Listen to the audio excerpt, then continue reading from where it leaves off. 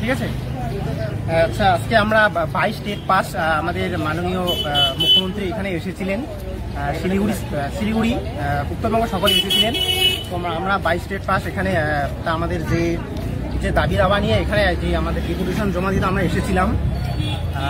তো অনেকক্ষণ সারাদিন অপেক্ষা করার পর আমরা এই ইয়াটা দিতে পেরেছি। আমাদের যে ডেপুটেশন আছে ওনার সিকিউরিটির মাধ্যমে, তো এটাই জানানো ছিল যে আমরা কাগজটা দিতে পেরেছি সারাদিন অপেক্ষা করার পর মাননীয় মুখ্যমন্ত্রীর হাতে, আমরা সিকিউরিটির হাতে দিয়েছি। উনি নিশ্চয়ই আশা করা যায় যে ওনার হাতে পৌঁছেছে।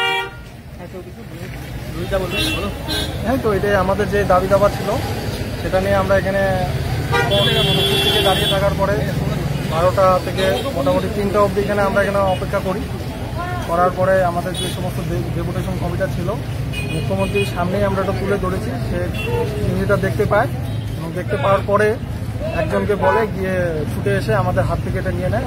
সম্ভবত সিকিউরিটি ছিল হয়তো। তা আমরা এটাতে একটু এতক্ষণ পরিশ্রম করার পরে যে সাফল্যটা আসলো এটাতে আমরা খুব খুশি। তো ওনার কাছ পর্যন্ত অন্তত যাওয়া এবং তার কাছে আমরা তুলে দিতে পেরে আমরা খুবই আনন্দিত। ভীষণ রকম সিকিউরিটি ছিল, মানে তার সত্ত্বেও আমার লাভ খুব ভালো ছিল যে কাগজটা দিতে পেরেছি। আমরা গিয়ে আমরা আগের থেকে রেডি ছিলাম, তারপর তুলে দিতে পেরেছি। আমরা যারা যারা আসলো না তাদেরকে নেব, যারা আসলো না তাদের জন্য বার্তা এটাই যে এরপরে আর এসে কবে আসবে। এরপরে মুখ্যমন্ত্রী বিভিন্ন জায়গায় বিভিন্ন জেলায় যাবে, যেই জেলায় যাবে সেই জায়গায় যেন প্রতিনিধিরা মানে সম্পূর্ণভাবে অ্যাক্টিভ থাকে এবং সজাগ থাকে, যেন এরপরে প্রতি কর্মসূচি আসলো তাদেরও ধন্যবাদ, যারা আসলো তাদের সকলকে ধন্যবাদ। এর পরবর্তী যখন মুখ্যমন্ত্রী যেখানে যাবেন সেখানে যেন যারা সেই আজকে যাই কাজটা করা হলো সেই কাজটা যেন আরো করা হয়, আরো গেল তখন যেন তারা উপস্থিত থাকে। আজকে আমরা শিলিগুড়ি এসেছি, এরপরে অন্য জেলা যাবে, সব জায়গায় চেষ্টা করতে হবে। ঠিক আছে, ধন্যবাদ। আজকে আমরা সরাসরি মুখ্যমন্ত্রীর হাতে দিয়ে দিতে পারতাম আমাদের ডেপুটেশনটা, কিন্তু দিতে পারলাম না, কারণ আমরা এসেছিলাম শুধুমাত্র 6 জন। এই 6 জনকে নিয়ে কি করে করব আমাদের কাজ? আমরা তাও বিভিন্ন জায়গায় ছড়িয়ে ছিটে ছিলাম জন্য 2 জন থেকে 3 জন দিতে পেরেছি। ঠিক আছে, যদি আজকে অনেকজন থাকতাম তাহলে আমাদের আওয়াজ মুখ্যমন্ত্রীর কাছে চলে যেত, তিনি হয়তো নিয়েও নিতেন। একদম সামনে চলে গিয়েছিলাম আমরা, একদম সামনে, যেখানে যাওয়াই সম্ভব না, আর এইরকম সিকিউরিটির মধ্যে। তারপরেও আজকে যারা আসলো তাদের জন্য অনেক ধন্যবাদ।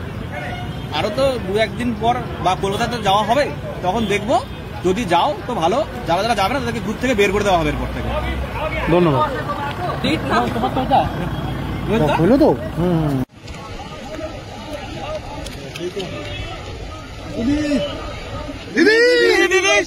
দিদি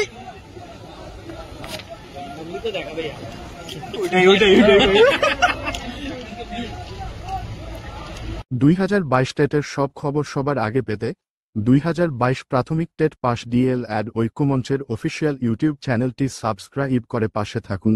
ধন্যবাদ।